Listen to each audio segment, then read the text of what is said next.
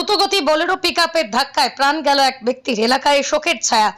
ঘটনার বিবরণে জানা যায়, কাটিগড়া সমষ্টির কালাইন বাজার থেকে পঞ্চম খণ্ডে ভৈরবপুর যাওয়ার পথে দ্রুত বেগে একটি বোলেরো পিকআপের ধাক্কায় প্রাণ হারান নিজামুদ্দিন নামের এক ব্যক্তি।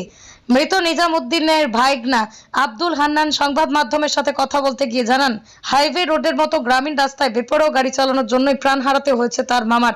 তিনি প্রশাসনের কাছে দাবি জানান যে এই রাস্তায় বেপরোয়া গাড়ি চালানো রোধ করতে রাত্রিবেলা ট্রাফিক পেট্রোলিং এর ব্যবস্থা করা হোক। এই পরিবারের উপার্জনকারী ব্যক্তি হিসেবে একমাত্র নিজামুদ্দিনই ছিলেন। তার মৃত্যুতেই পরিবারের অবস্থা বিরাট সংকটের মুখে। তাই এই পরিবারকে আর্থিক সাহায্য করার জন্যই তিনি আসাম সরকারের কাছে দাবি জানান। হিফজুর রহমান বড় ভূঁইয়ার রিপোর্ট, বিএম নিউজ 24।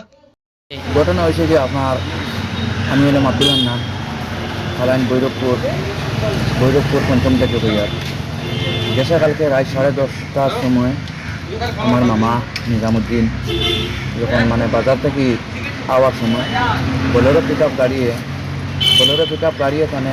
ধাক্কা মারি যেমনি নিজে জমিনে ভর্তিগুলো আসলাম না হিসাবে আইয়া পাইছি ফেলাই ব্যবস্থায়, তখন তার মাথাটা ফাটি গেছে। ভৈরবপুর পঞ্চমী ঘটনাটায় ভৈরবপুর পঞ্চমী হয়েছে, যেমন কি আমরা গাঁওগলির রাস্তা আছে, গাঁওগলির রাস্তা ওইয়া তার ছেলে মেয়ে হইল গিয়া 5টা ছেলে মেয়ে, এক ছেলে বিয়া দিছে আর বাকি ছেলেগুলো 3টা ছেলে বিয়ার বাকি, এক মেয়ে বিয়ার বাকি রয়েছে, আর এক মেয়েও বিয়ার বাকি রয়েছে। আর তারা আসে যখন একমাত্র বাড়ির ষোলোর মাঝে আর এই বেটাটার রাস্তা বাড়িয়ে আসলো।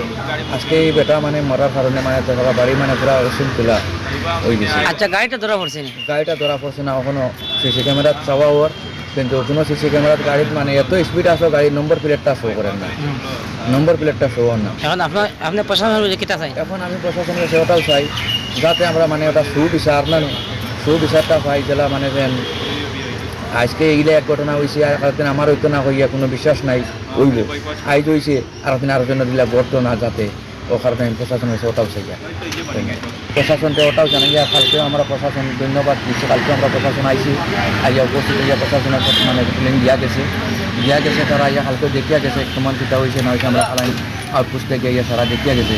আর এখনও আমি কইয়ার ওটা ইন্টারভিউ করিয়া যত জলদি পারেন ওটা তদন্ত চালু লাগি, যত জলদি পারেন আমরা প্রশাসনের কাছে ওটাও আমার দাবি, যারা আর জেলা শহরের এটা দুর্ঘটনা ঘটে না ওটাও আমার দাবি চাই একটা সবার।